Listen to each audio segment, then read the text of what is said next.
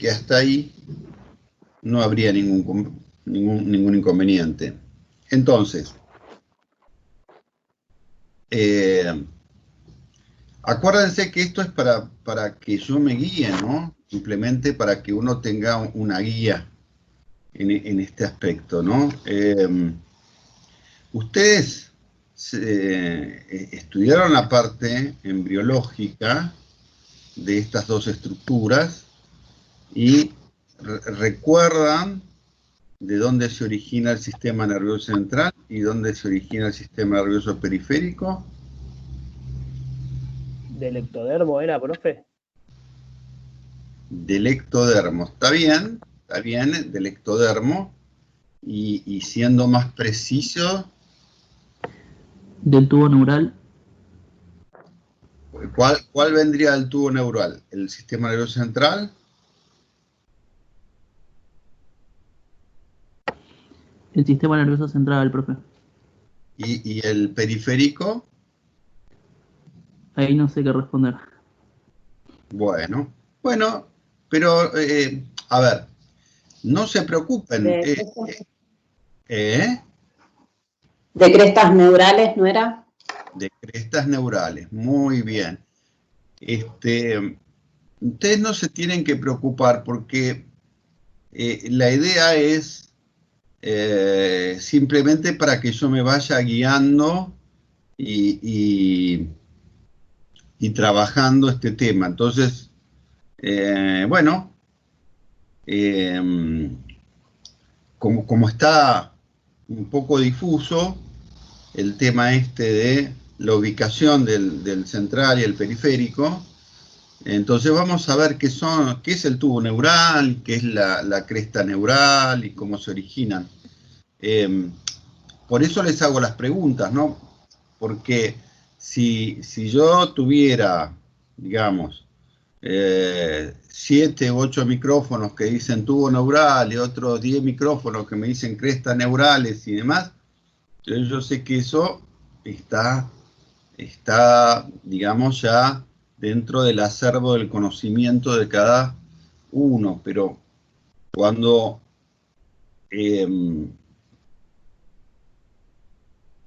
esto no está, bueno, lo vemos, porque... Guille, corre por favor la hoja a la izquierda para que se vea un poco. Ahí está, a ver, esperen que lo ahí se ve mejor.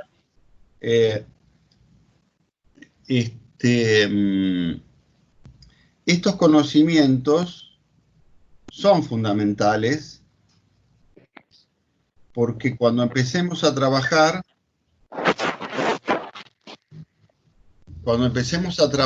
todo lo que es referente a patologías y todo lo que es referente a movimiento, si estos conceptos no están claros, lógicamente estos conceptos van a provocar confusión y entonces yo les voy a ir marcando. Entonces, algo que ya no tenemos que tener más dudas es de dónde se origina el sistema nervioso central y dónde se origina el sistema nervioso periférico. Igual, yo sé que en este momento van a ver cómo esto se va a aclarar rápidamente. Son nombres. Tubo neural, cresta neural, pero es como que el cerebro todavía no entiende qué es esto. Van a ver cómo de a poquito lo van a ir comprendiendo, y entonces para eso vamos a ir a un embrión y lo vamos a poner en la tercera semana. Vamos a poner acá tercera semana. Acuérdense que estamos hablando de la tercera semana de gestación, ¿no? Tercera semana. Entonces, en esta tercera semana, como bien dijo el compañero, acá tenemos el ectodermo, y sobre el ectodermo se va a conformar un grupo de células que van a formar lo que se denomina la placa neural.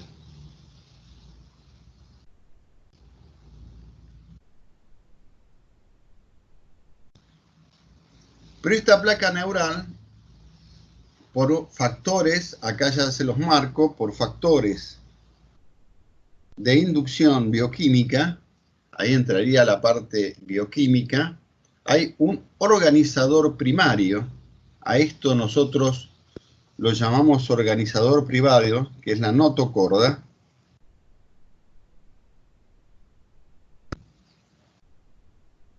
Por eso nosotros pertenecemos al filum de los cordados, ¿no? Donde su origen, digamos, ontogenético, filogenético, pertenece a esta especie que tiene este inductor primario. Y este inductor primario es la notocorda.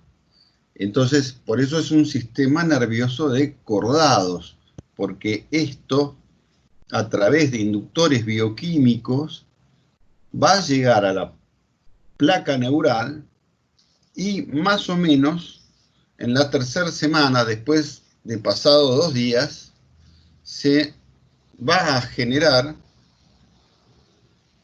por esta inducción de la placa neural se invagina más o menos 2 días después de la tercera semana, y esta invaginación que se está provocando en este lugar se va a convertir en el tubo neural, y estas partes que van quedando más marginales, es como que yo se los voy a hacer como en línea de puntos. Lo que va a pasar esto va a descender hacia abajo, ¿no? Y va a formar el tubo neural. Y estos márgenes que han quedado de la invaginación de esta placa son las crestas. Entonces, lo que obtendríamos sería, voy a hacerlo un poquito más abajo, sería ya, una vez que se ha producido esta invaginación, la formación del tubo neural,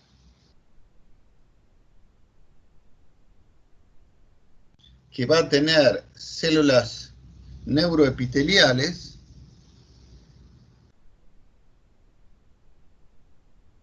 y vamos a tener las crestas.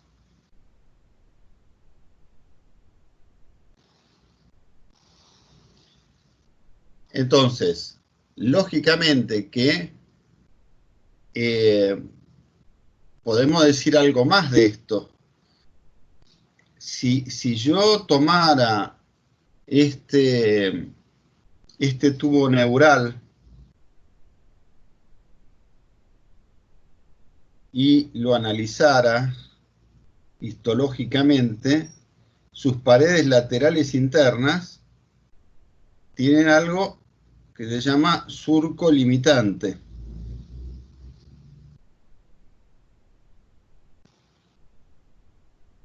Es el surco limitante. Y se trabaja desde el punto de vista embriológico e histológico en la formación de estas células neuroepiteliales, que son distintas, histológicamente son distintas, y van a formar lo que va a ser la parte dorsal, lo que esta parte que yo les voy a sombrear, va a formar lo que se llama placa alar. Guille, por favor, un poco a la izquierda. Ahí está. Y acá va a formar la placa basal. esto es muy importante, lo de la placa, los derivados de la placa alar y lo de la placa basal van a tener que ver con el tipo de neuronas sensitivas y motoras que van a estar tanto dentro del sistema nervioso central como del periférico. Acuérdense que estamos hablando de una estructura que tiene una continuidad, ¿no? O sea, el sistema nervioso central se continúa con el periférico y el periférico también se continúa con el central, ¿no? Es una disposición estructural de estudio. Entonces, esto que le estoy marcando, por supuesto, hablar de la placa alar, los inductores de la placa alar, las formaciones del neuroepitelio y su interacción con el surco limitante, nos llevaría 2 clases. Entonces, simplemente por ahora, saber esto, ¿no? Y vamos a ver cómo quedaría este tubo primario, este tubo realmente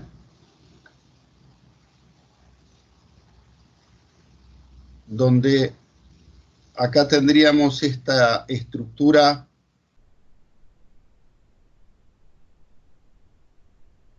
del tubo neural. Acá tendríamos lo que se llamaba el neuroporo cefálico, el neuroporo anterior, y esto sería dorsal y esto sería ventral. Y tendríamos la formación acá,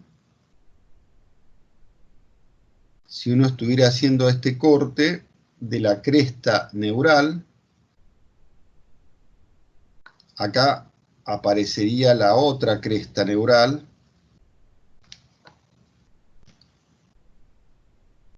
y fíjense que de este tubo neural se va a formar el sistema nervioso central y de estas crestas se forma el sistema nervioso periférico.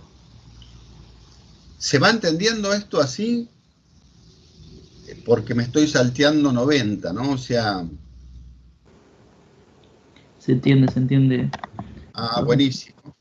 Ustedes vieron que estamos partiendo desde esta estructura de la tercera semana, donde tenemos esta placa neural, el inductor primario, la notocorda, que hace que se invagine, ¿no? Se invagine esta placa neural, ¿no? Al invaginarse, se cierra en forma de tubo, y los extremos de esta placa neural, que es esta que está acá arriba, entonces formó las crestas, y estas crestas, ¿no? Forman el sistema nervioso periférico. Y más o menos estamos teniendo estas estructuras. Entonces, a partir de que se empieza a formar cambios dentro del neuroporo de estas células que están dispuestas en esta zona, se empiezan a formar una gran cantidad de proliferación neural que hace crecer esta parte cefálica y también provoca cambios en toda esta estructura. Fíjense que el embrión es un embrión todavía que es un tubito nada más, no ha presentado todavía su desarrollo. Ya por inducción, vamos a ver si lo levanto un poquito más, se van a formar vesículas. Entonces, acá en esta parte que hablábamos del neuroporo anterior, va a formar una vesícula, después otra vesícula. Toda esta estructura se va formando de esta manera y quedaría la parte del tubo todavía con el neuroporo a ese nivel. Entonces, estas 3 vesículas, que las llamamos vesículas primarias, va a ser el prosencéfalo, que ya lo estarán recordando, el mesencéfalo y el rombencéfalo. Y por supuesto, la continuación de el tubo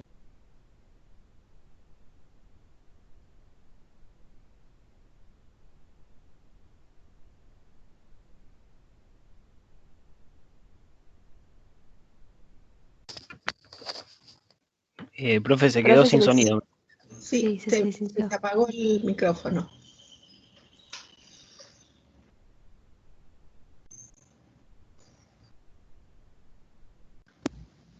ahora volvió, ¿no?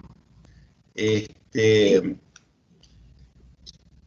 estas 3 vesículas primarias, y esto es muy importante porque por ahí, cuando uno lo observa aislado en embriología, no entiende la importancia que tiene esto, ¿no? Porque ahora vamos a ver la importancia para poder entender después toda la neurofisiología, si esto que lo estamos viendo de a poquito, despacio, y ya les digo, salteándonos muchísimas etapas de factores de inducción, porque estos factores de inducción bioquímicos están muy relacionados con toda la parte de lo patológico y sobre todo los problemas que después vamos a ver cuando fallan estos factores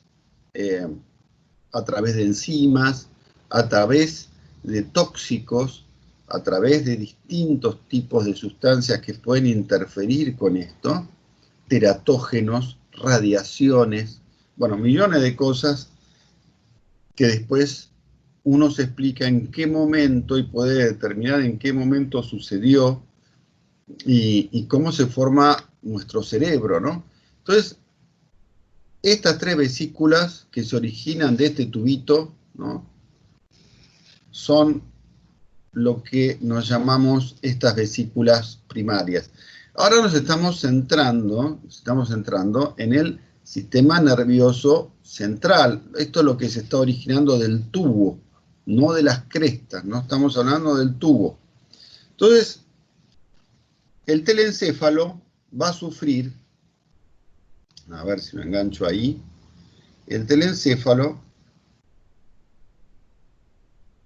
o sea, el prosencéfalo va a generar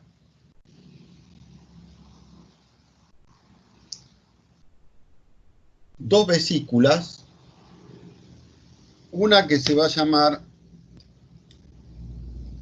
telencéfalo, y en la profundidad, casi metida, como embutida hacia adentro de este telencéfalo, está otra vesícula que se llama diencéfalo.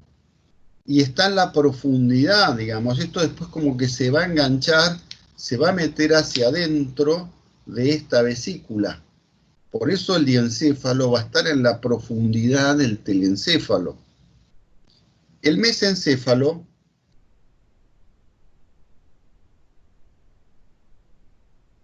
no sufre modificaciones. Esta es la segunda vesícula, esta es la primera que se dividió en 2. Esta mesencefálica, y que esto para el estudio de la antropología y el estudio comparativo de distintos cerebros, es muy importante, porque fíjense que este es una vesícula muy primitiva que no ha sufrido cambios a lo largo del tiempo. Entonces, esta estructura que uno la puede empezar a observar de esta manera, uno puede ver que se va a generar del rombencéfalo una vesícula que se llama vesícula metencefálica. Y de esta se produce otra más por atrás, que tiene como una flexura.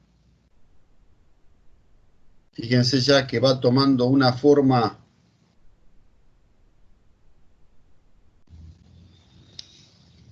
más bien primitiva, ¿no?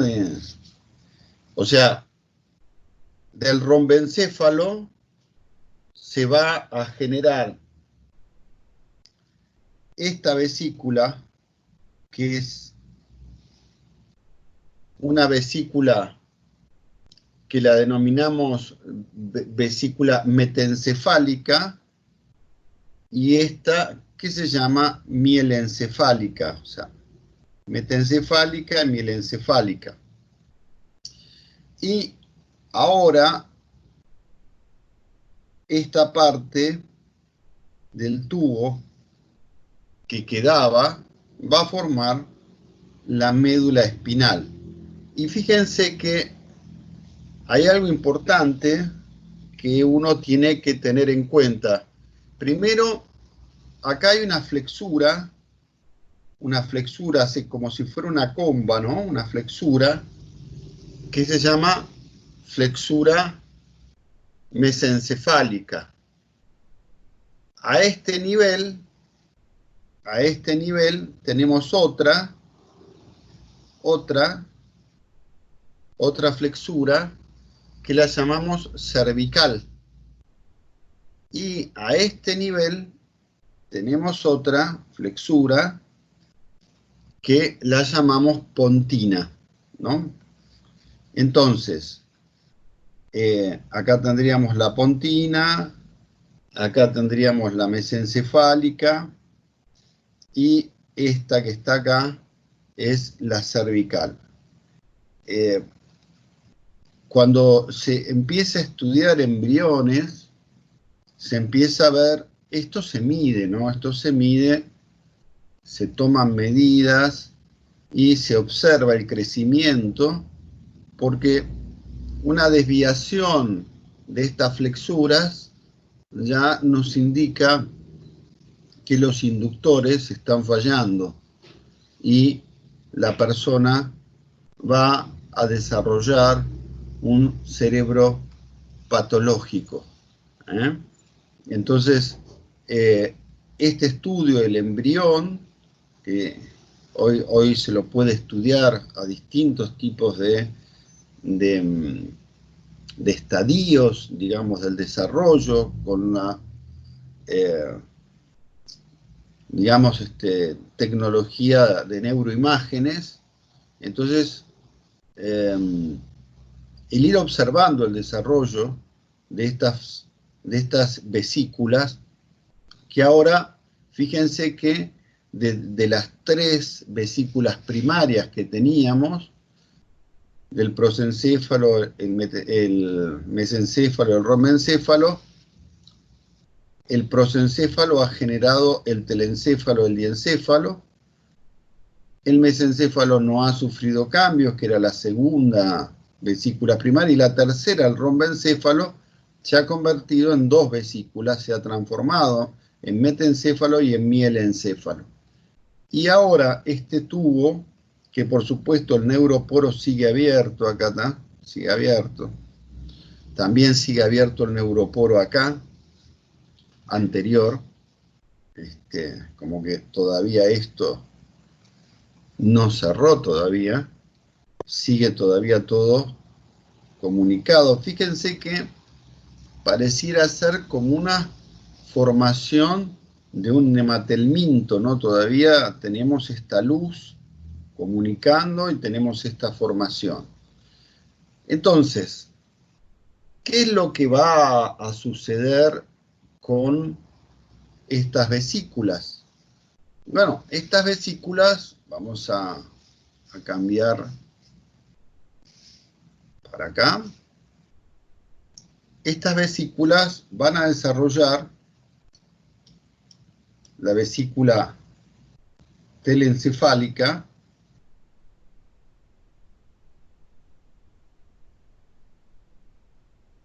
va a desarrollar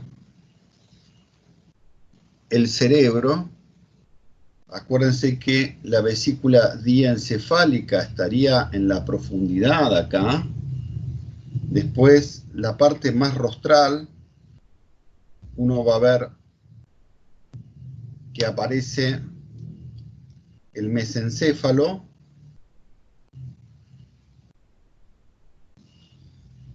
Por detrás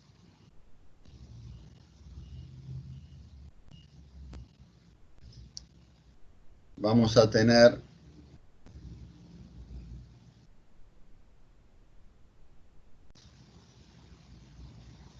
este cerebelo, cerebro pequeño. Acá tendríamos la parte de la protuberancia y tendríamos la médula oblonga y después la médula espinal. Entonces, acá se está formando el puente, la protuberancia. Y en la parte más rostral estaría el mesencéfalo, que se continuaría en la profundidad con el diencéfalo, que ahora se encajó ahí adentro. Y uno podría pensar que si uno lo tiene que unir esto, es como que la persona a esta altura, después lógicamente estas zonas se van cerrando.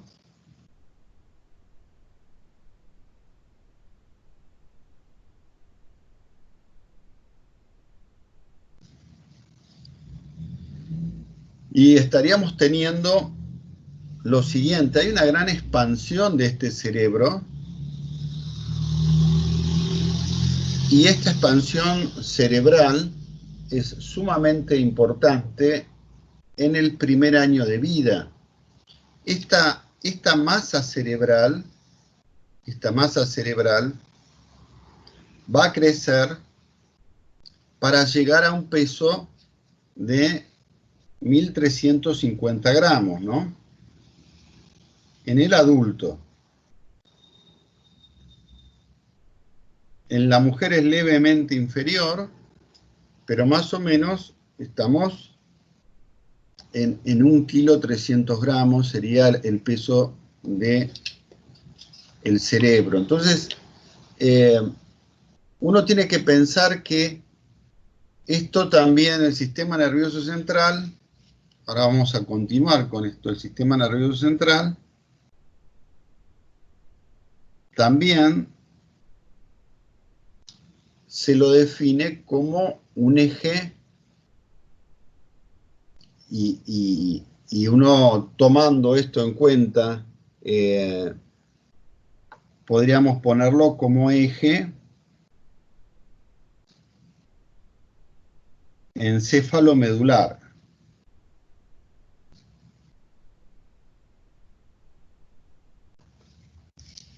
Como un eje encéfalo-medular. Y este eje encéfalo-medular estaría conformado por el encéfalo y por la médula, ¿no? O sea, por el encéfalo, porque está dentro del cráneo, y por la médula espinal. Y este encéfalo, a su vez, se compone del cerebro,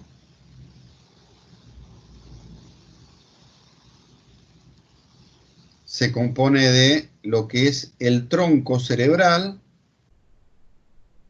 y del cerebelo.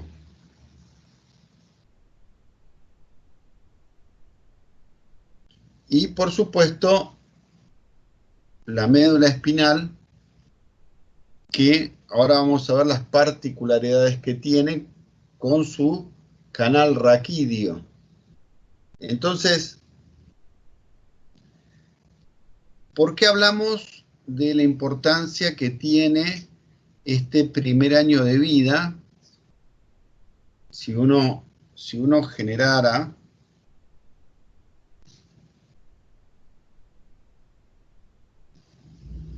y uno viera el peso al nacer, más o menos está entre 300 a 400 gramos, ¿no? Una cosa más o menos, supongamos que está por acá, 300, de 300 a 400 gramos, y uno observara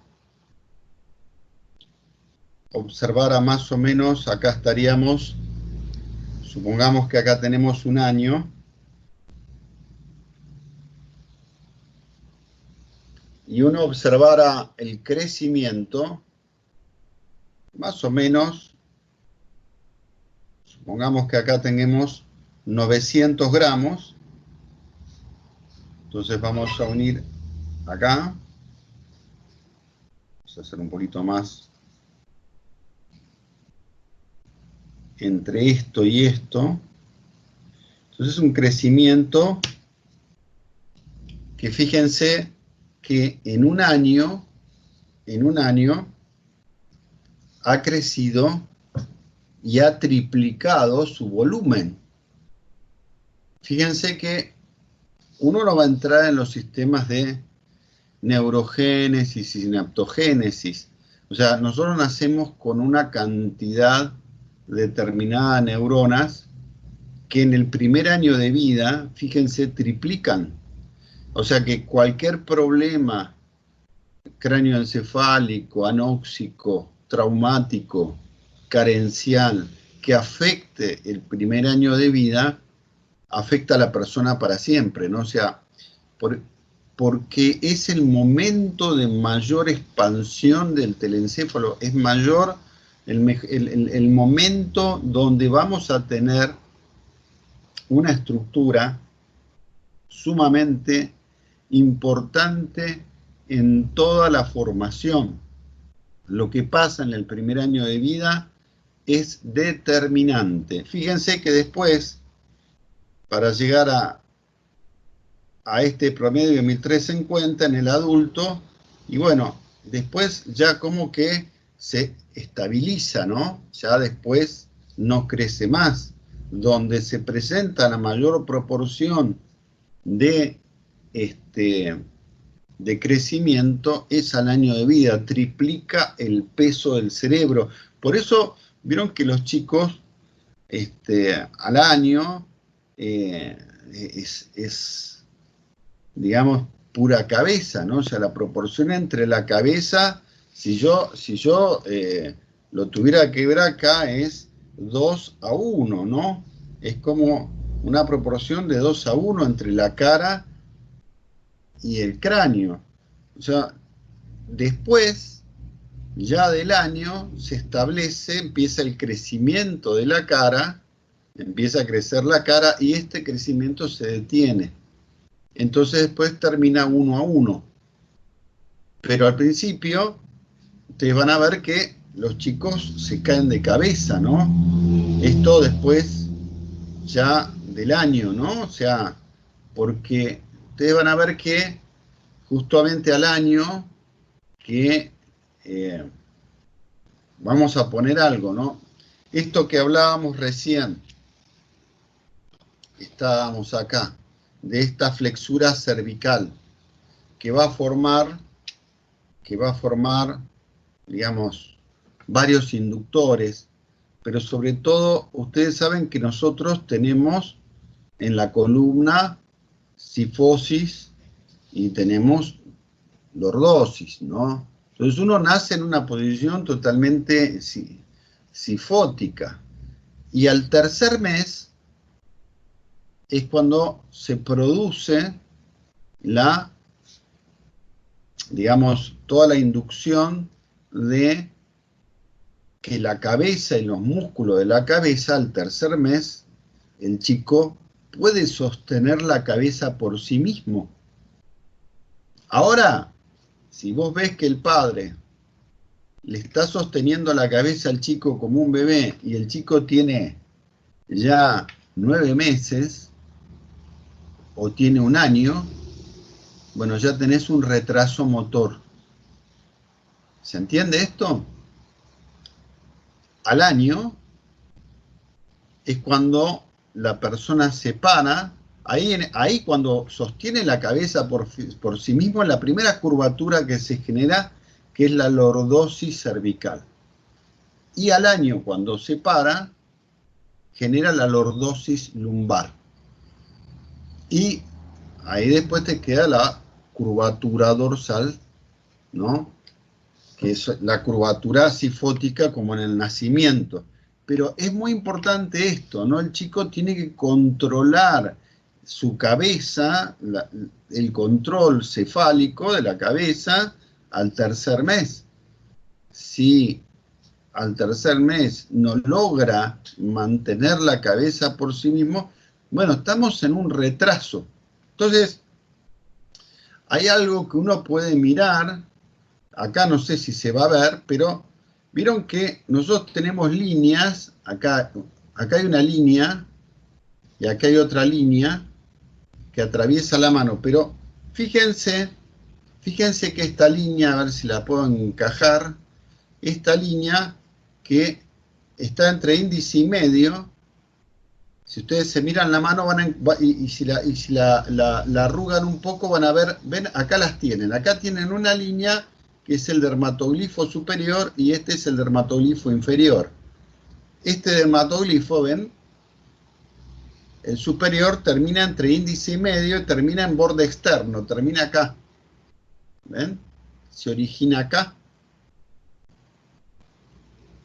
¿Se están mirando las manos? Sí, profe. Vieron que este dermatoglifo superior, si la arrugan un poquito, ven, ahí ven cómo la línea se prolonga y termina acá, ¿no? En el borde externo y termina entre índice y medio. Bueno, un dato que les doy en pediatría al nacer, cuando ustedes observan la mano del recién nacido, ¿no? La mano del recién nacido, ustedes pueden ver si este dermatoglifo termina en el borde externo, porque si este dermatoglifo se genera y la línea no está, le arrugan la manito y esta línea no está, o sea, es como si estuviera plana, en vez de hacer esta línea, está así. ¿Saben qué significa eso? Por más que el chico se ríe y el chico no parece un chico que vaya a tener problemas, pero miren esto, tendría que estar así. Tendría que verse esas líneas y se ve esto. En vez de esto, se ve esto. Y ustedes le arrugan la manito y nada. Entonces, ¿qué pasa? Quiere decir que ese chico ha sufrido, evidentemente, un retraso motor y que se va a expresar prontamente. ¿Por qué? Porque ¿saben qué forma esta línea que está acá? Esta línea que está acá. Entonces, esto lo forma que el chico cuando está dentro del vientre materno hace esto, este movimiento. Y este movimiento genera este dermatoglifo superior. Hace esto. Dentro del vientre materno hace esto. Ahora, si tenemos una persona que, vamos a poner un caso, hay millones de patologías, pero vamos a poner, por ejemplo, un síndrome de Down leve. Mirá el movimiento que tiene. El movimiento normal es este, ¿no? El movimiento de la persona con Down es este. No se mueve. Y si no se mueve, no se forma el dermatoglifo, porque dentro del vientre materno no se movió. Y por eso también los pies hacen lo mismo, se mueven. Y por eso cuando vos le ves la planta de los pies, tiene arruga en la planta de los pies. Entonces, hay una tríada también para entender esto, ¿no? Cuando el dermatoglifo superior, ¿no?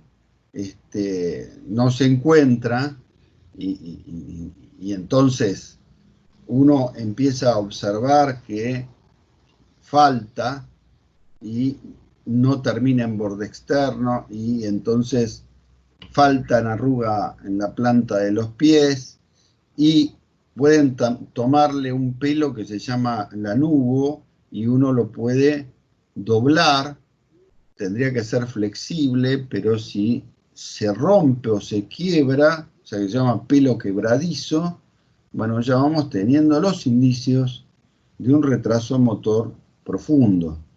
Y si es más profundo, ya mucho no hay que agregar porque, por ejemplo, uno puede ver que la distancia entre los ojos es mayor, se llama hipertelorismo, ¿no?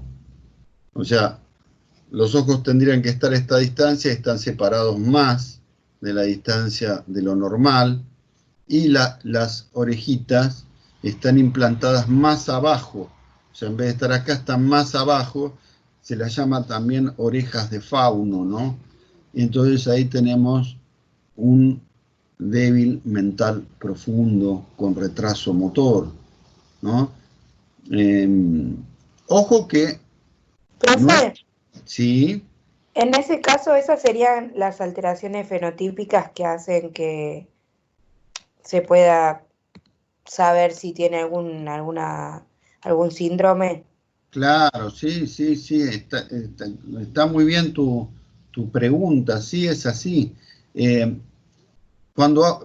bien, no todo el mundo va a hacer pediatría, ¿no? Pero cuando ustedes empiecen a ver, no un bebé, 500, 1000, o sea, 2000, 3000 bebés, entonces ahí es cuando empiezan a tener la clínica, ¿no? Uno con ver un chico o dos chicos, no, lógicamente no va a aprender, pero si uno va a un hospital al Pedro Elizalde, si va al Garrahan, al Casa Cuna, bueno, y empieza a hacer la especialidad de pediatría, lógicamente que se va a acostumbrar a todo esto. Y no es tan fácil si uno no sabe esta semiología, ¿no? Clínica. No es tan fácil porque determinar el retraso motor en un chico recién nacido, imagínate la alegría de los padres, y el chico vos no le ves mayor, en los leves, ¿no? Y no le ves mayor problema, ¿no? Hasta que empieza a mostrarse cosas que ya vos viste en la mano no se movió dentro del vientre materno, el pie tampoco, o sea que evidentemente no se expresaron proteínas que tendrían que haberse procesado, se tendrían que haber sintetizado, y entonces ahí volvemos a que hay un tema genético. Por ejemplo, recién hablábamos de la trisomía del par 21, ¿no? Hablábamos del síndrome de Down. También podríamos hablar de patologías más profundas, por ejemplo, que ya producen anomalías en todo este tronco primario, esto que estábamos viendo. Estos se fusionan y hay partes del tubo neural que se mezclan con la cresta, bueno, y hacen malformaciones, sobre todo bucofaringias, y encontramos el síndrome de Cri-du-Chat, ¿no? Que es una anomalía del par 13. Entonces, el chico cuando nace tiene tal deformación a nivel faringopalatina que el chico, en vez de gritar, aúlla. Es una situación muy crítica, hay que tratar de que la madre no lo escuche porque es muy traumático, ¿no? El chico aúlla como un lobo, no grita, porque hay una deformación muy fuerte. Bueno, patologías así de este tipo, genéticas, tenemos muchísimas.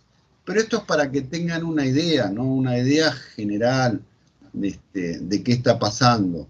Después vamos a ver cuando no se cierra este neuroporo, ¿no? Este neuroporo que está acá, que ahora vamos a ver en qué momento se cierran. Pero en ese momento, cuando estos neuroporos no se cierran, ahora la vamos a ver. Acá hay una lámina que va a cerrar este neuroporo, pero cuando no lo hace, bueno, aparece la hidrocefalia, aparece la espina bífida, hay un montón de patología más que podemos empezar a desarrollar. Yo les dejé si se miran en el chat, les dejé una pequeña fotito de la parte palmar de los chicos. Si la quieren mirar un segundito nada más.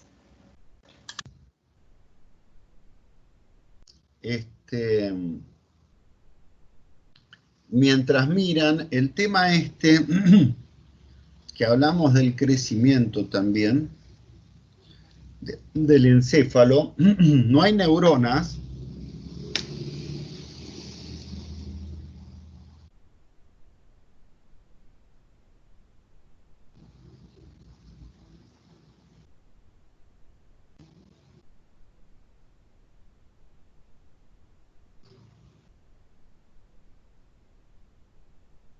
Bájalo un poquito el dibujo. Eso.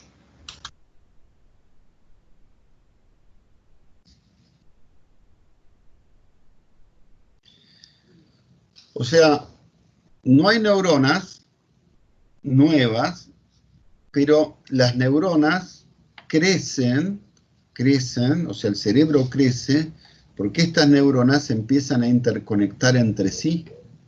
Es en este primer año de vida donde las neuronas se empiezan a conectar entre sí y empiezan a generarse, se empiezan a generar conexiones sumamente importantes para la homeostasis, sumamente importantes para las noxias, sumamente importantes para las praxias. Todo esto ocurre en el primer año de vida. Y fíjense que lamentablemente es el año menos cuidado, ¿no? El año menos cuidado. Por eso tenemos tantos problemas después, ¿no?, que afrontar con las personas que lamentablemente en este año de vida, yo les pongo cosas como para que tengan una idea y trato de buscar las más suaves, ¿no? Pero les digo que el día que vayan, ¿no?, estudien el tema en profundidad porque quieren hacer pediatría, pero prepárense para ver los casos, ¿no? Por ejemplo, imagínense que como la criatura por ahí le molestaba, piensen también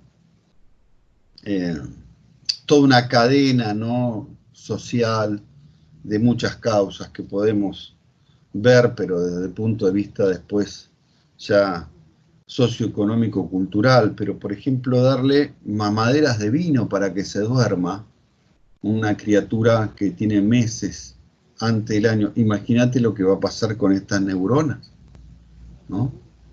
¿Qué va a pasar con estas neuronas? O, por ejemplo, yo me acuerdo, pero esto no es que me lo contaron, ¿no? Yo lo escuchaba y la persona lo relataba. El chico tenía un traumatismo gravísimo. Y realmente, en este caso, a veces uno dice, la muerte para esta criatura ha sido, digamos, lo mejor por el daño tan terrible que tenía. Era como si se salvaba, era como no iba a poder hablar, no iba a poder caminar, iba a ser como una especie de vegetal con suerte, porque esta persona, como el chico gritaba, y él estaba viendo un partido de fútbol, y la madre no lo podía calmar, cazó la plancha y le golpeó con la plancha la cabeza. Imagínate cómo llegó al hospital. Pero esto lo narraba como si estuviera narrando, no sé, ir a comprar una Coca-Cola, ¿no? Una cosa así. Bueno, por eso les digo que este primer año de vida, acuérdense, es fundamental. Es el año que hay que proteger al chico, donde hay que nutrirlo, donde la leche materna es, después lo vamos a ver en endocrino, es sumamente importante. Más allá de esto, nos queda ver qué pasa con la médula espinal, ¿no? Porque la médula espinal, si uno está encerrada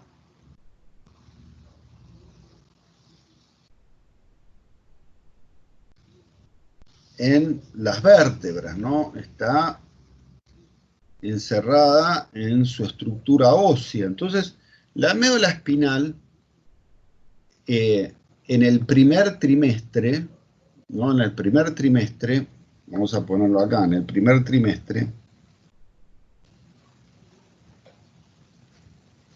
y ya estamos hablando de vida intrauterina, ¿no? En el primer trimestre, todavía todo esto es como si fuera cartílago, ¿no? Está alcanzando todo el espacio, ¿no? Alcanza todo el espacio y va saliendo por los agujeros de conjunción, ¿no? Los agujeros de conjunción intervertebrales. Pero ya al segundo trimestre,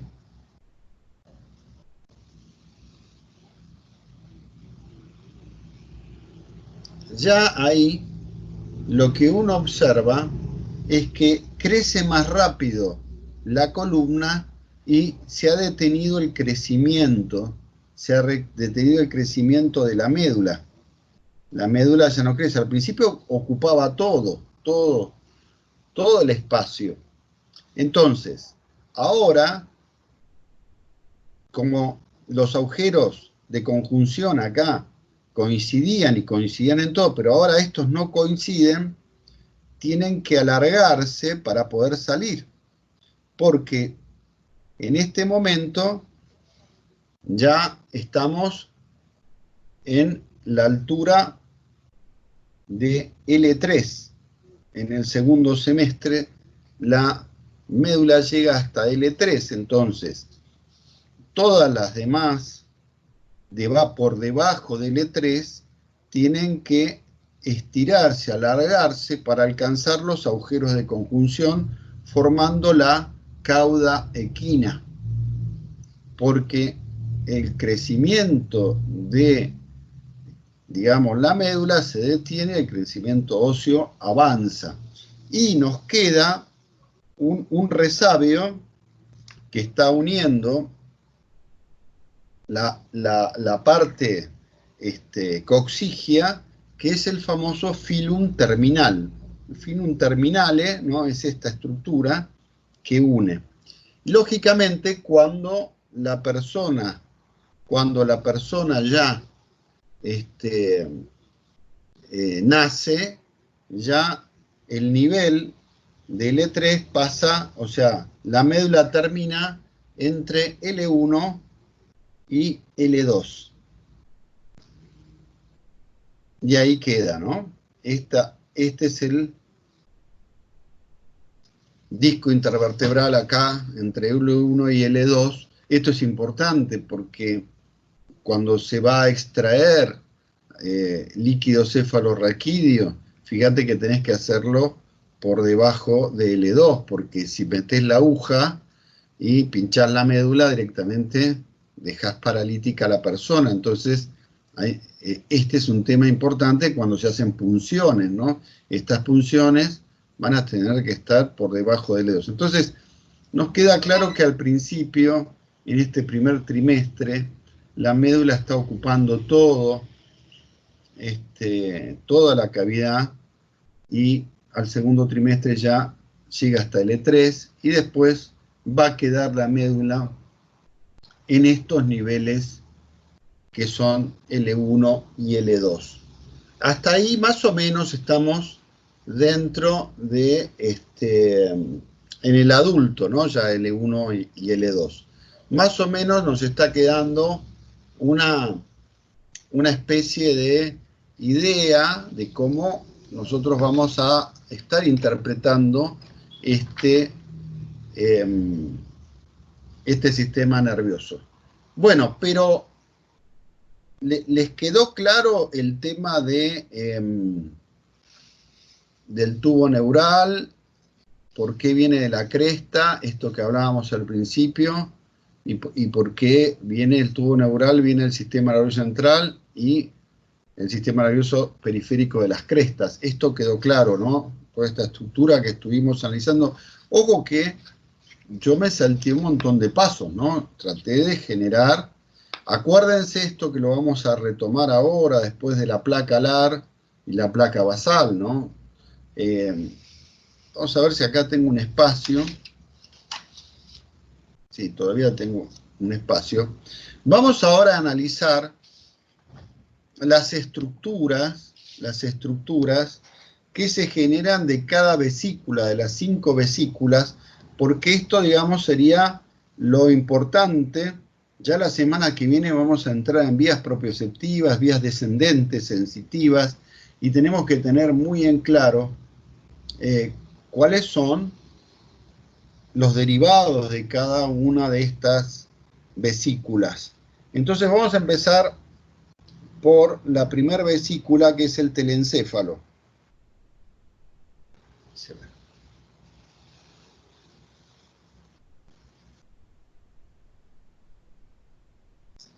¿Qué se va a originar del telencéfalo? Se va a originar la corteza,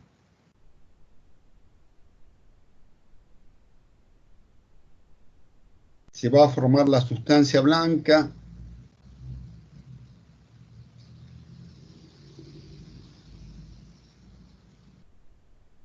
se van a generar los núcleos, también llamados núcleos de la base, y se van a formar los ventrículos laterales.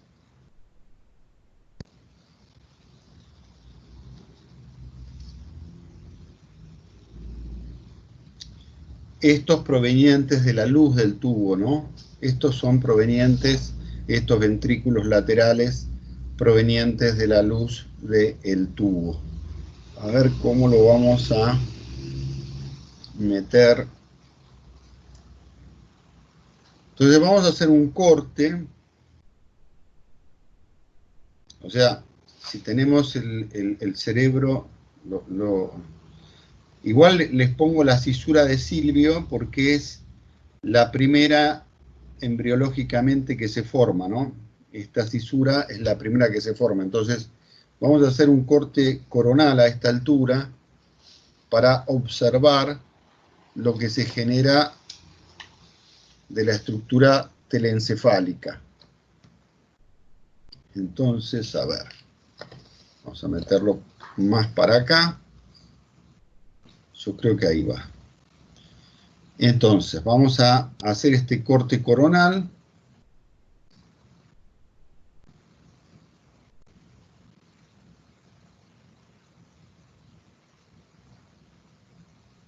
Vamos a hacer un hemisferio.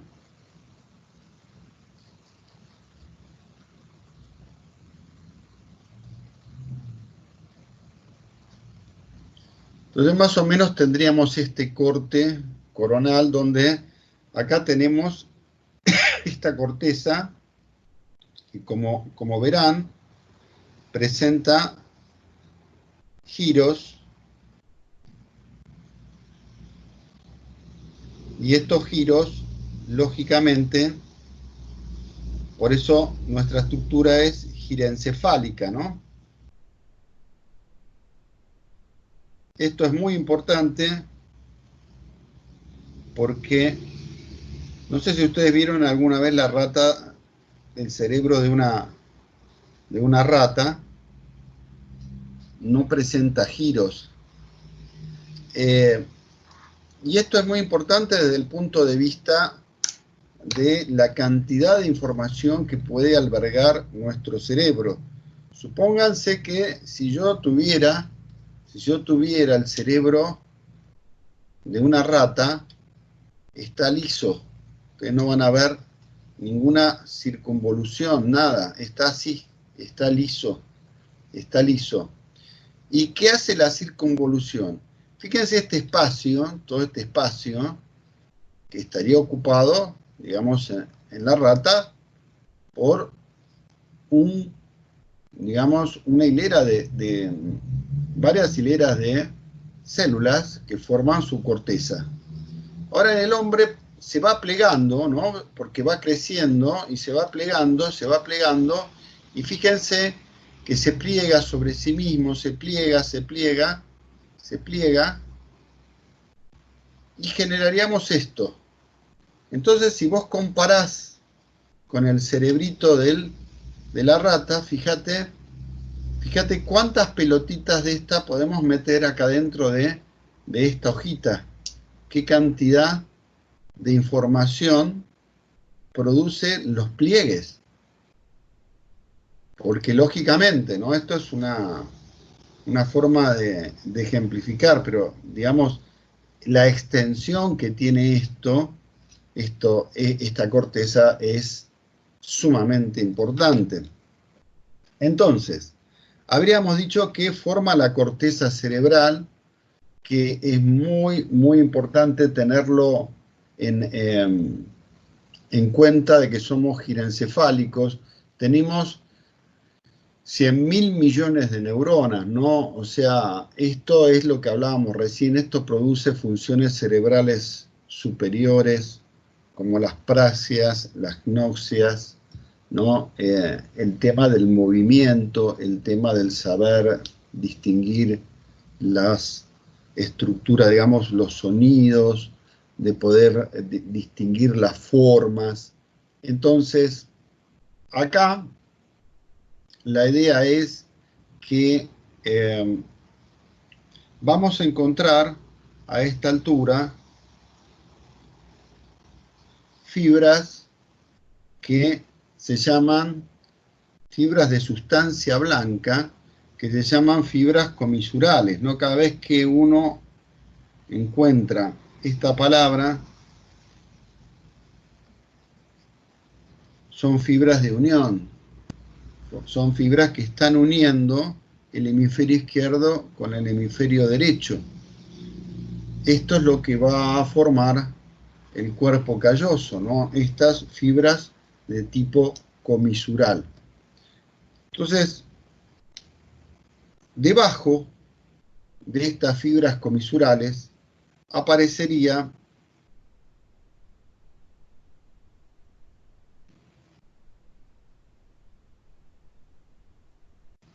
esta estructura que corresponde a lo que se denomina el ventrículo lateral. El ventrículo lateral, si uno lo llevara a este corte, este ventrículo lateral que proviene, digamos, proviene de este neuroporo, este conducto que tendríamos, tiene una proyección frontal, después tiene una proyección temporal, va hacia atrás, y una proyección occipital. Y esto sería lo que vos estás viendo acá, que es este corte. Estos son los ventrículos, que están llenos de líquido cefalorraquídeo. Es lo que estás viendo acá, en este corte. Son ventrículos laterales. Entonces, a partir de esto, nosotros tenemos distintos tipos de fibras, ¿no?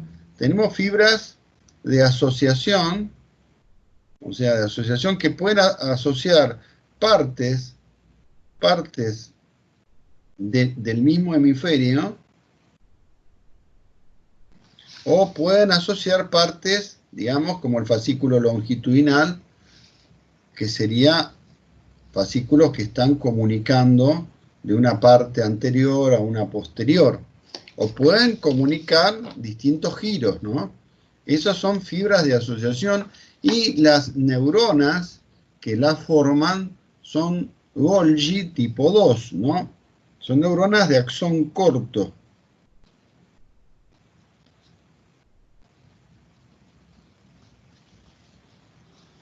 Y después vamos a tener fibras que salen, como la vía piramidal, por ejemplo, que salen fuera del encéfalo y se llaman fibras de proyección.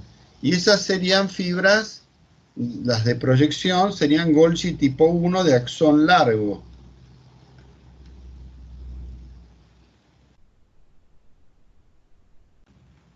Estas serían las Golgi tipo 1, serían las de proyección. Entonces nos habíamos quedado acá. Hay una membrana que separa los ventrículos laterales. Piensen que hay un ventrículo lateral de un lado y un ventrículo lateral del otro, ¿no? Y se encuentran separados por una membrana que se llama septum lucidum, lo van a encontrar como septum lucidum o septum pellucidum. Es esta membranita que está separando acá al medio, que está separando estos dos extremos. Después encontramos el tercer ventrículo, que ahora vamos a verlo. Ahora, para que no se confundan, ahora lo vamos a volver a dibujar el tercer ventrículo, pero para que no se confundan de lo que estamos hablando, que todavía estamos en telencéfalo, que habíamos dicho que formaba la corteza, la sustancia blanca, que son todos los axones, digamos, y los núcleos. Ahora vamos a ver cuáles son los núcleos, que esto es lo que me importa. Por eso borré esto recién, porque si no, no seríamos adiencéfalo. Entonces, ¿qué núcleos tiene o qué núcleo forma la vesícula telencefálica? Bueno, va a formar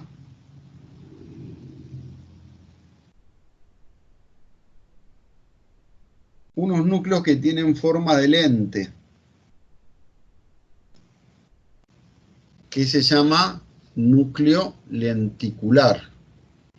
Núcleo lenticular. Y acá va a aparecer,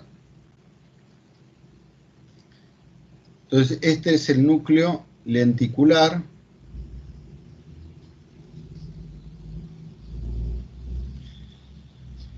Y este es el núcleo caudado, que como vamos a ver, esta es la cabeza del caudado y como se extiende hacia atrás, después va a aparecer en otros cortes la cola del caudado, ¿no? Entonces, este núcleo caudado, este núcleo lenticular, que a su vez el núcleo lenticular, voy a poner por acá, el núcleo lenticular está subdividido en tres porciones. Esta porción que se llama putamen y esta porción que se llama globo pálido, pero es un globo pálido lateral y el globo pálido medial. ¿Por qué insisto en esta división de putamen, globo pálido lateral y globo pálido medial? Porque esto es importante para los distintos tipos de patologías que después necesitan rehabilitación kinésica, pues esto está manejando movimiento. Y aparecería otro núcleo más telencefálico por detrás, digamos por detrás del lenticular, que se llama claustro o antemuro. Por detrás del lenticular, el claustro o antemuro. Y que esta estructura viene a ser el núcleo del lóbulo de la ínsula, que saben que es de configuración externa, pero hay que abrir en la cisura de Silvio para verla en profundidad, digamos, hay que abrirla y ahí se encuentra este lóbulo oculto, digamos, en configuración externa, si bien el lóbulo de la ínsula es, digamos, un lóbulo de configuración externa, pero está metido hacia adentro y hay que separar los labios, digamos, para poderlo observar. el núcleo que controla el lóbulo de la ínsula es este claustro o antemuro. Y algo que quiero que se les quede ya grabado, si yo tomo como una unidad el caudado más el lenticular, esto grábenselo, estos dos núcleos de origen telecefálico forman el cuerpo estriado. Cuando les hable de cuerpo estriado, ya saben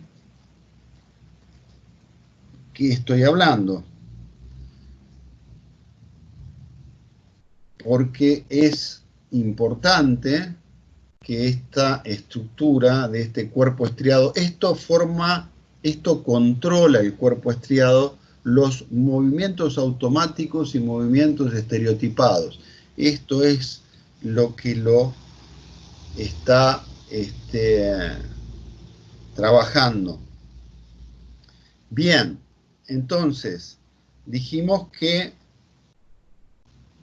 vimos los ventrículos laterales, vimos la corteza, o sea, vimos la corteza, vimos los ventrículos laterales, vimos el caudado, el lenticular y vimos el antemuro o claustro. Estos son los tres núcleos que se originan del telencéfalo. Y a su vez dijimos que el caudado más el lenticular forman el cuerpo estriado. Bueno, se va entendiendo hasta ahí porque ahora vamos a avanzar sobre la estructura diencefálica. Entonces vamos a ver qué nos da el diencéfalo. A ver si lo corro por acá. Diría que...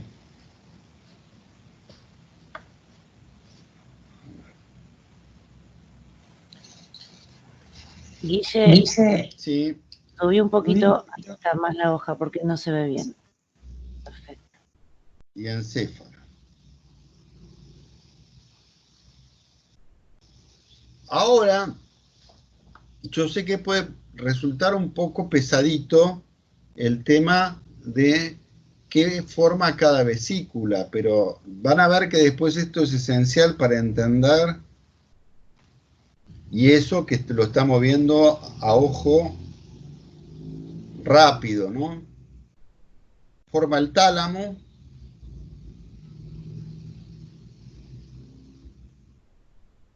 el hipotálamo,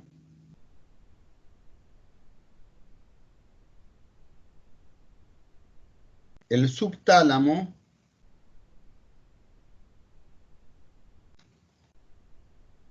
el epitálamo y ahora sí, por eso no lo quería dibujar antes, el tercer ventrículo. Subí un poco porque no se ve lo último.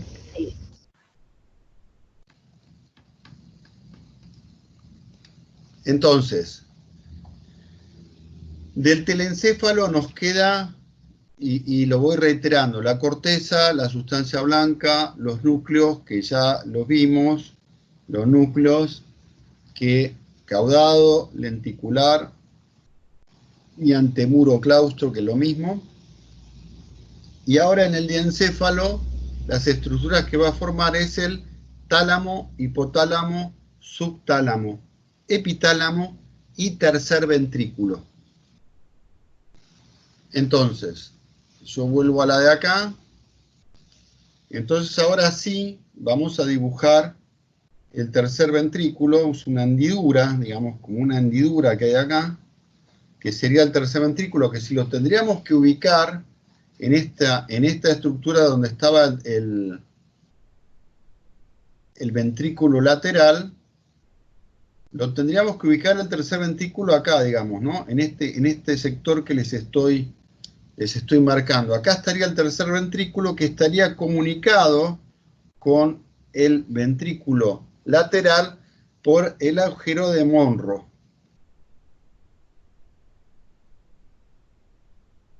se comunicaría el tercer ventrículo con el agujero de Monro. El tercer ventrículo no es una estructura par, como esta, que tenemos un ventrículo lateral de un lado y otra del otro.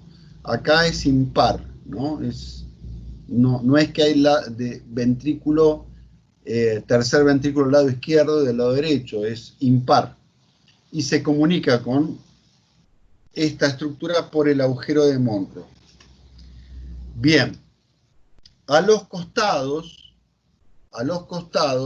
digamos, a ver, volvamos a los costados del tercer ventrículo vamos a encontrar dos núcleos muy grandes que se llaman tálamos. Los tálamos, acá vamos a poner tálamo. Esto que estaría acá sería el tercer ventrículo. Ahora después lo subo un cacho más. Tercer ventrículo. Esta estructura. Y estos serían los tálamos, ¿no? Uno de cada lado, que después vamos a ver que esa es la estación de relevo más importante de toda el área sensitiva. Y el único nervio que es un par craneal, que es el primer par craneal que no hace relevo en el tálamo, es el nervio olfatorio. Bien. Entonces, ya dijimos que vimos el tercer ventrículo, vimos el tálamo. Tálamo quiere decir en forma de cama. En forma de cama. Debajo vamos a encontrar una estructura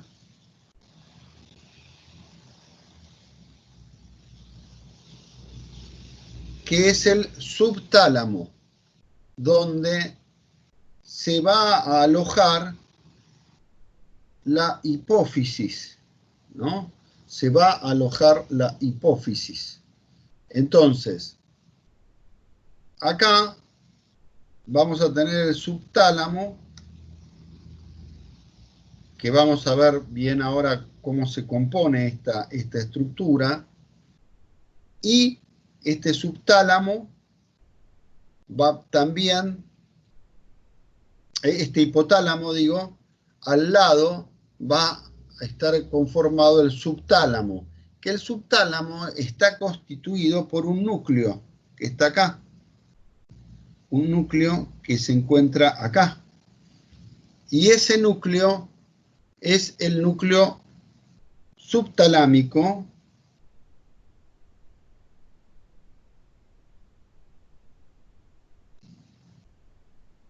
o también se lo conoce como núcleo de Lewis.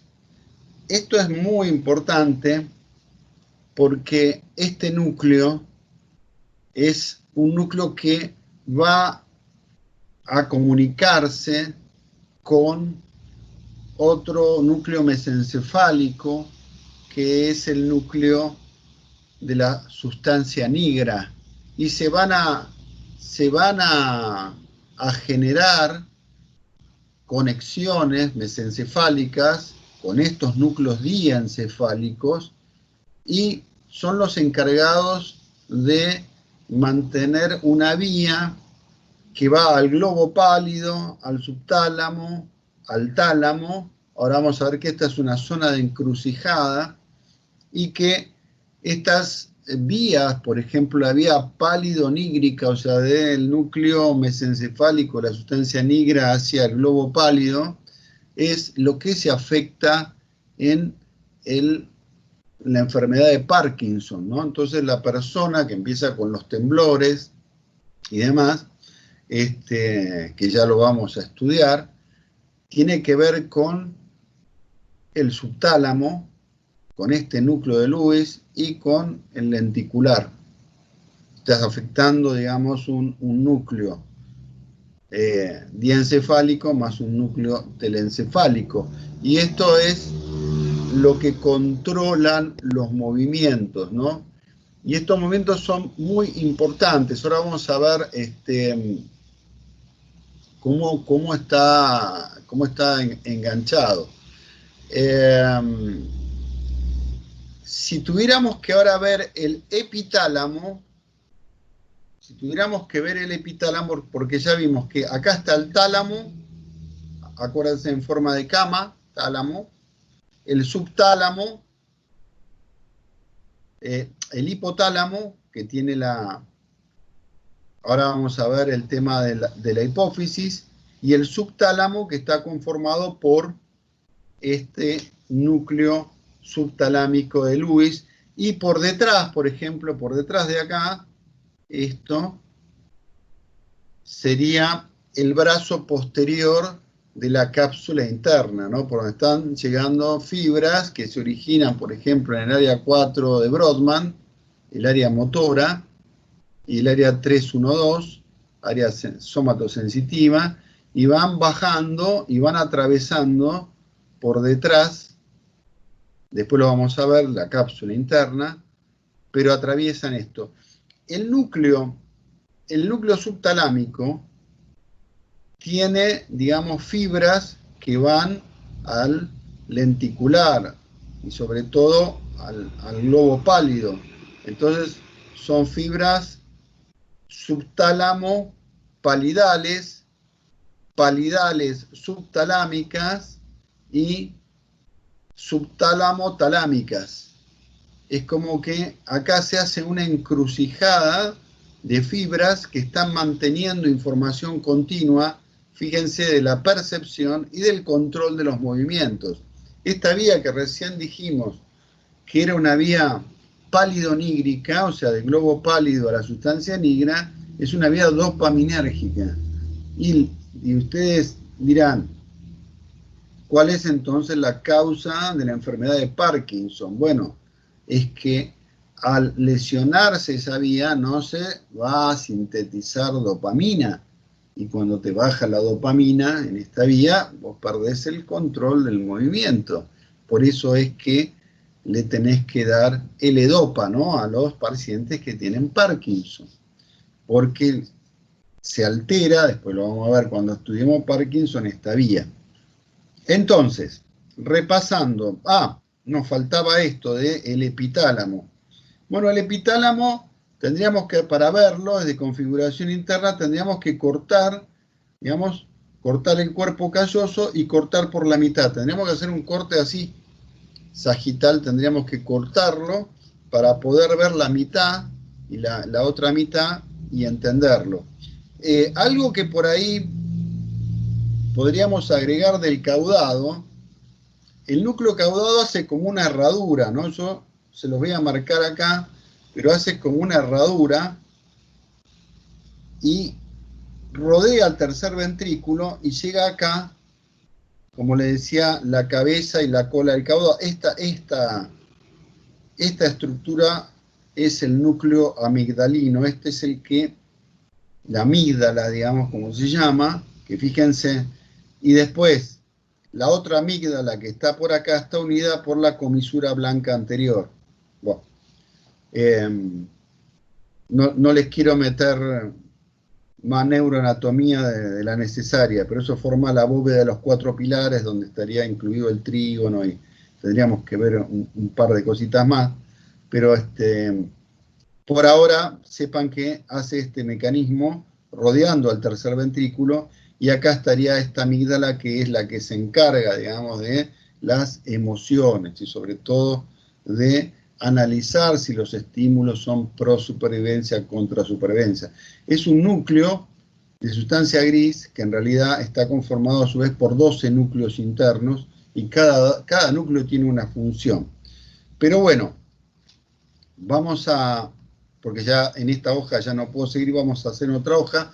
Antes veamos que habíamos hablado que el diencéfalo tenía el tálamo, que ya lo vimos, un núcleo de sustancia gris. Tenía el hipotálamo, que tiene acá la hipófisis, ahora vamos a ver cómo está conformado.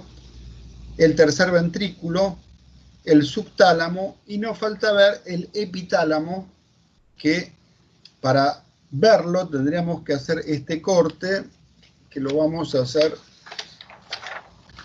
en otra hoja. A ver dónde enganchamos.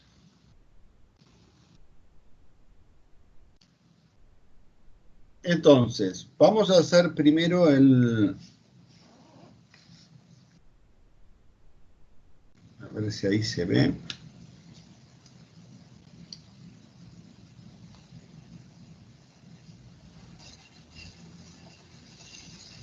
Se ve bien, Guille. ¿Se ve bien? Bueno. Perfecto. Ahí tendríamos el cuerpo calloso, el pico, el rodete, el esplenio, digamos. Por debajo, voy a obviar el trígono porque como no lo pienso meter más adelante, pues si no se va a hacer mucho. ¿Vieron lo que les digo que y todavía no llegamos al sistema nervioso periférico, ¿no? Este sería esta membranita que separa este septum lucidum o septum pellucidum, una membrana. Y vamos a hacer la cisura de Silvio.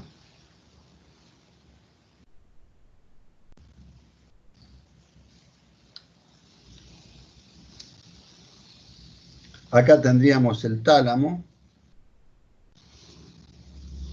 Y fíjense que acá podríamos ver que aparece una sustancia blanca tapando el tercer ventrículo, ¿no?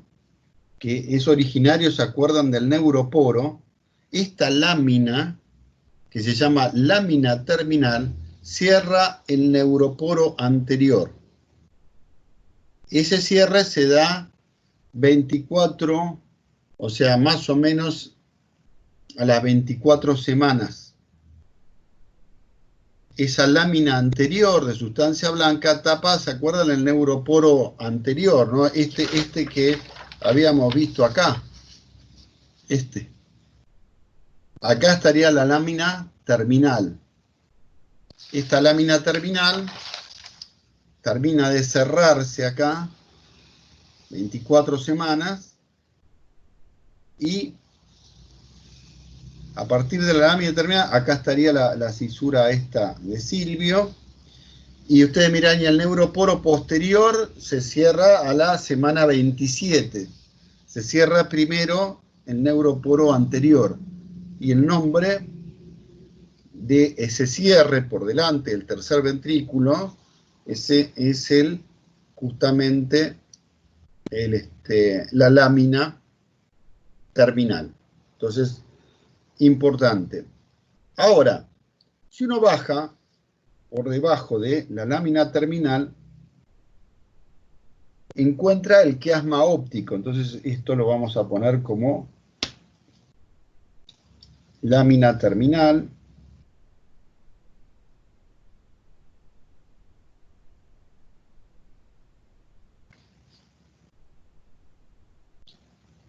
Y acá tendríamos el quiasma óptico.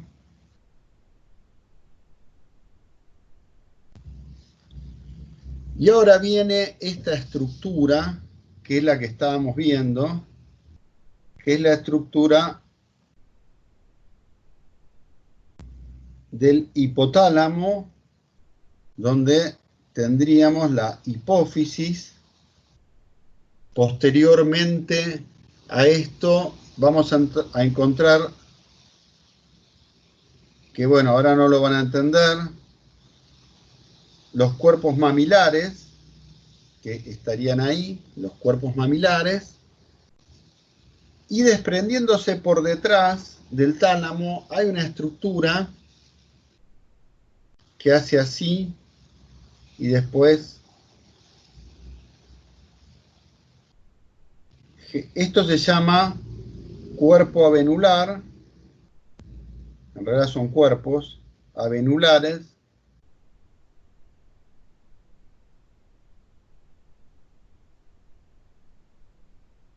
y el cuerpo de la pineal.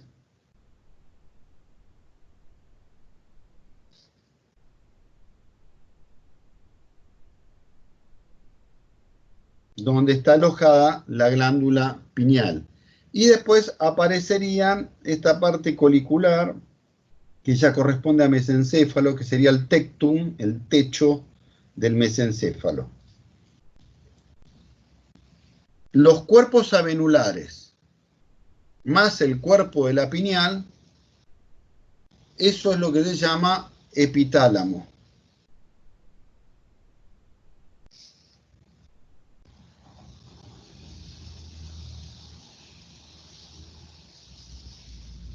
Que son estructuras que ven que están en la parte posterior. Ahora, ustedes dirán, como para...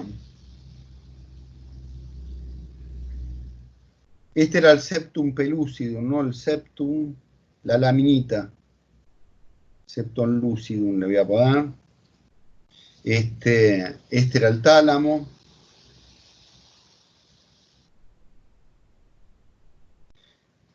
Entonces, algo para que tengan en cuenta,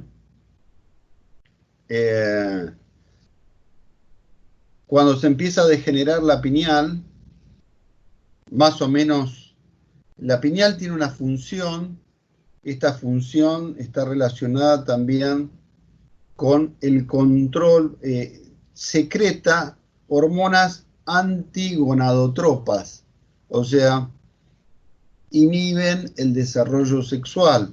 Más o menos entre los 14, a veces antes, y los 16, se produce la degeneración de la pineal, con lo cual deja de secretar, digamos, deja de secretar hormonas antigonadotrópicas, y entonces la glándula hipófisis, que se divide en neurohipófisis y adenohipófisis, la adenohipófisis va a secretar folículo estimulante y luteinizante, y eso es lo que se conoce como el desarrollo en la pubertad, ¿no? Cuando la pineal deja de secretar hormonas antigonadotrópicas, entonces libera a la adenohipófisis para que libere folículo estimulante luteinizante. Fíjense que una de las funciones que vamos a ver después de la pineal y de lo que vamos a trabajar después con la parte de la hipófisis en endocrino, ¿no? Entonces,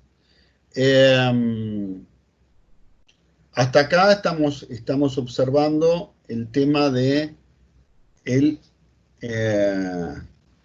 epitálamo. Entonces, lo que lo habíamos visto acá, que ya ahora entendemos las estructuras, el diencéfalo formaba el tálamo, el hipotálamo, acuérdense que está la hipófisis, el subtálamo, donde tendríamos el núcleo de Lewis o el núcleo subtalámico, y el epitálamo, donde están los cuerpos avenulares y donde se encuentra el cuerpo pineal. Y el tercer ventrículo, que es impar, que se comunica por el agujero de Monro con el ventrículo lateral. Bien, hasta ahí estuvimos con la vesícula telencefálica y la vesícula diencefálica, vimos sus núcleos. Ahora uno puede, por ahí, uno puede entender, digamos, con esto, antes de cerrar el tema de epitálamo, por ahí le suena de neuroanatomía que esto se suele marcar de esta manera, ¿no? O sea, acá vendría un cuerpo avenular, acá vendría el cuerpo pineal, el otro cuerpo avenular, y acá estarían entrando el techo del mesencéfalo, el colículo superior y el colículo inferior.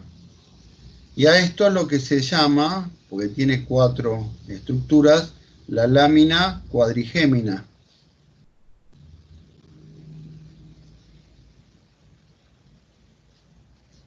Quizás lo han visto así, ¿no?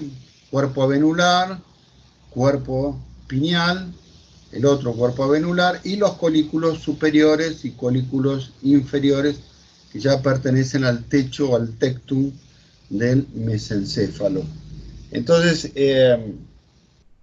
esto es el epitálamo. Esto se lo denomina epitálamo. Bueno, entonces vamos a pasar al mesencéfalo. ¿Se va entendiendo? Sí.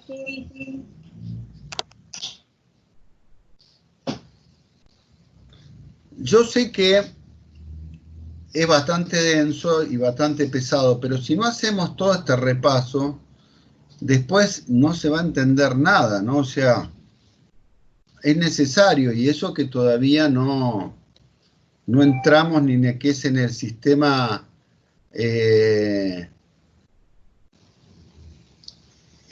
¿cómo se llama? Y eso que todavía no entramos a hablar del sistema nervioso autónomo y todo el resto, ¿no?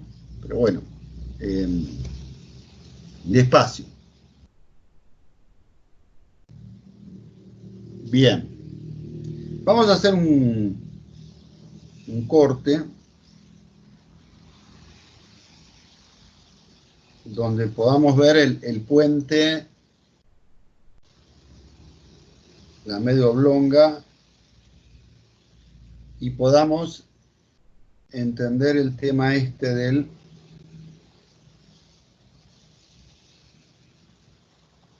cuarto ventrículo. Acá estaría el cuarto ventrículo y acá estaría el cerebelo, ¿no? Entonces, cuando uno habla del mesencéfalo, habla de la parte más rostral, ¿no? La parte más rostral. Acá habría un conducto mesencefálico que une, digamos, el cuarto ventrículo, el acueducto mesencefálico que une el cuarto ventrículo con el tercer ventrículo, ¿no? Y esta parte del mesencéfalo la podemos y la vamos a dibujar así. Vamos a hacer la parte de los colículos superiores.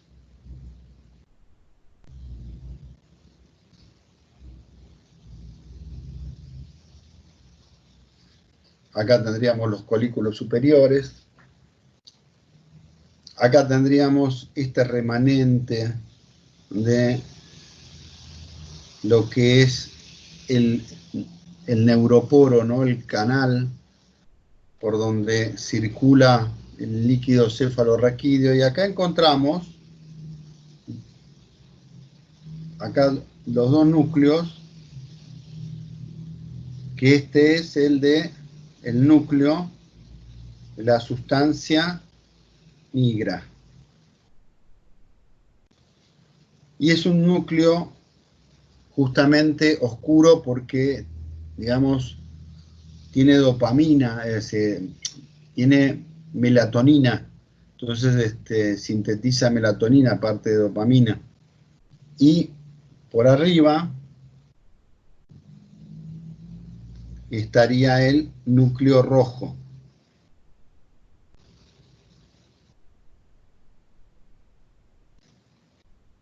Acá tendría la sustancia negra y acá estaríamos el núcleo rojo. Esta parte de los colículos superiores, y son superiores, digamos, está bien, esto es bastante técnico, son superiores porque si el corte los hubiéramos hecho un poquito más abajo, si lo hubiéramos hecho sobre los colículos inferiores, no aparecería el núcleo rojo.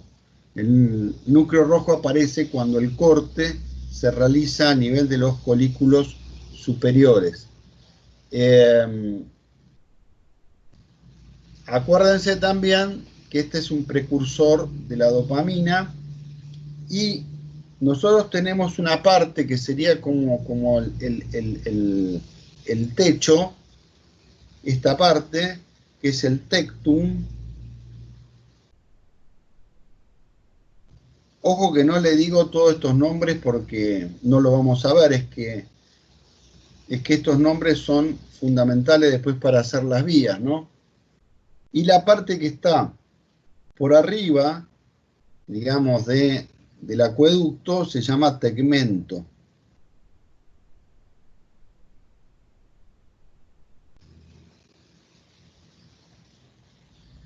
Y ahí tendríamos esta estructura mesencefálica, donde lo que es importante es que sabemos que tenemos al núcleo rojo y al núcleo de la sustancia negra. Este es el núcleo que se comunica con, ¿se acuerdan? El núcleo subtalámico, este núcleo de Lewis, y con el globo pálido.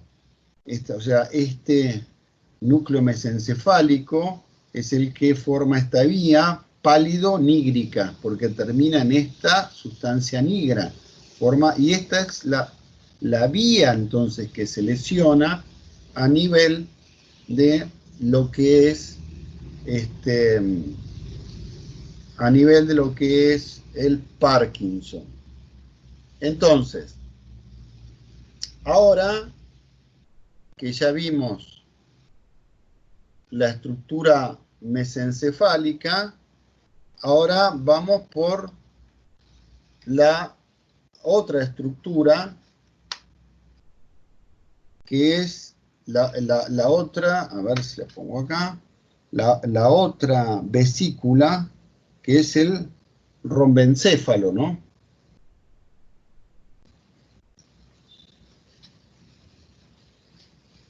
Fíjense que estamos siguiendo la estructura de las vesículas secundarias. Y el rombencéfalo habíamos dicho que se dividía en metencéfalo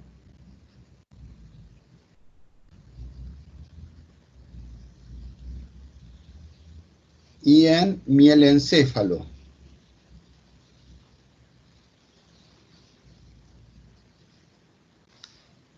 Y que a su vez el metencéfalo va a formar el puente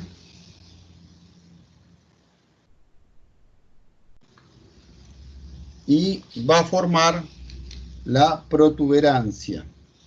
El puente y el cerebelo. O sea, esto hay que tenerlo en cuenta. El cerebelo se origina a partir de la vesícula del rombencéfalo en la división, digamos, de metencefálica. O sea, la división metencefálica del rombencéfalo, esta vesícula secundaria forma el puente y forma también el cerebelo o pequeño cerebro. Y el mielencéfalo forma la médula oblonga.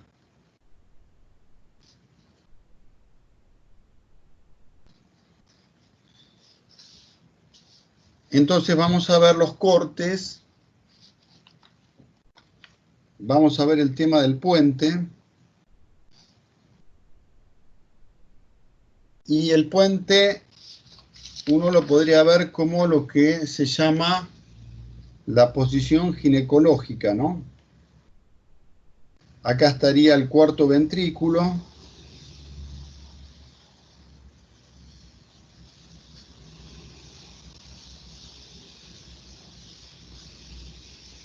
Acá estarían los núcleos ubicados. Esta parte es el tegmento. Toda esta parte sería el tegmento.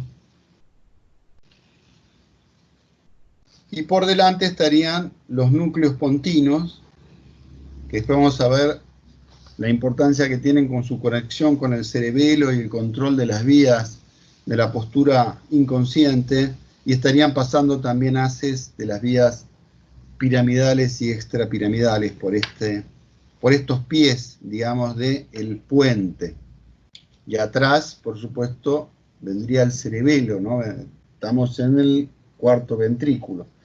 Y podríamos hacer un corte de la médula. Este sería el puente, este sería el mesencéfalo y este sería la médula oblonga. Entonces, para que se vea, ¿no? El mesencéfalo, el puente, la médula oblonga, ¿no? Entonces, este sería el corte mesencefálico, lo más rostral hacia arriba. Estamos hablando del tronco del encéfalo. Después vendría el puente, que tiene esta forma. Y ahora vamos a ver entonces la médula oblongada, que tiene los rodetes piramidales. Después las olivas y los pedúnculos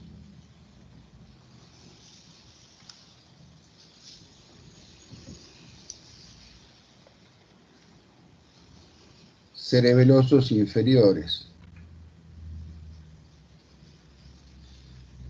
Este rodete piramidales porque se cruzan las vías y forman esta protrusión hacia arriba que se llama rodete piramidal. Y acá encontramos los núcleos olivares. En las olivas encontramos los dos núcleos olivares y estamos hablando, o sea, esto sería la oliva, este sería el rodete piramidal,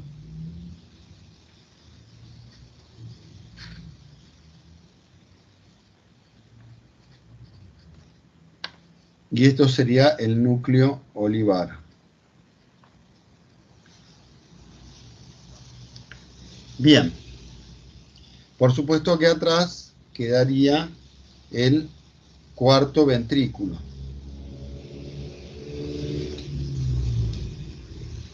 Hasta aquí tendríamos la estructura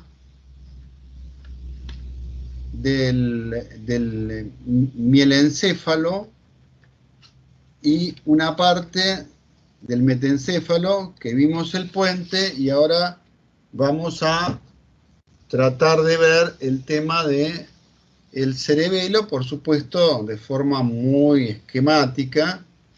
Entonces, el cerebelo lo podríamos dividir en tres partes.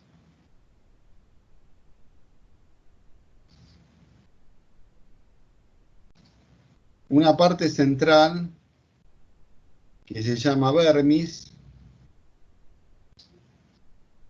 o sea, en forma de gusano, y dos hemisferios cerebelosos, ¿no? Derecho e izquierdo. Lógicamente que cuando uno hace esta estructura,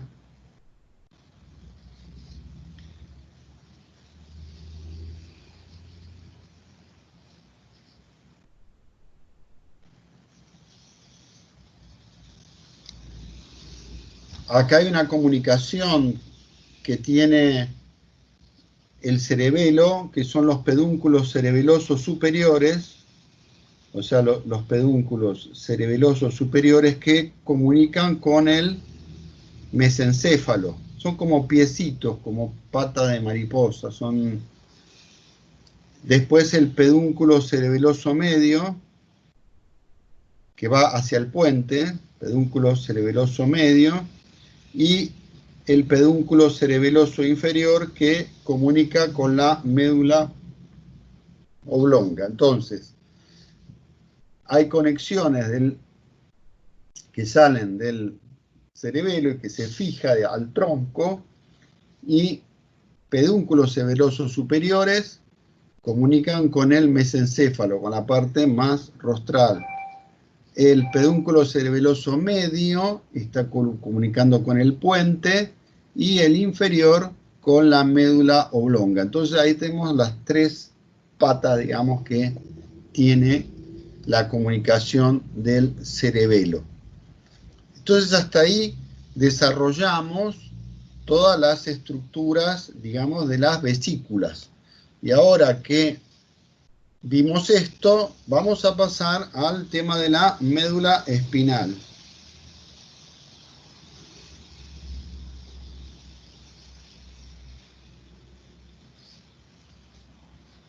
¿Hasta ahí se entiende?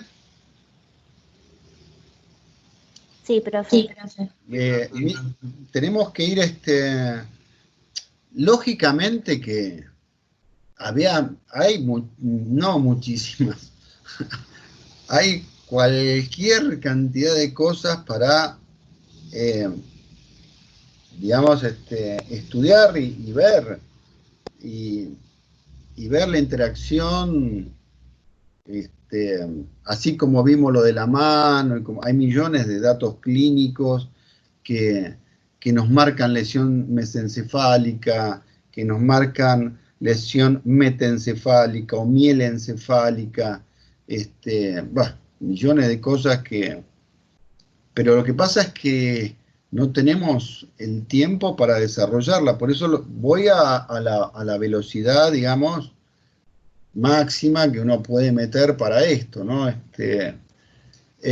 Vamos a la clasificación.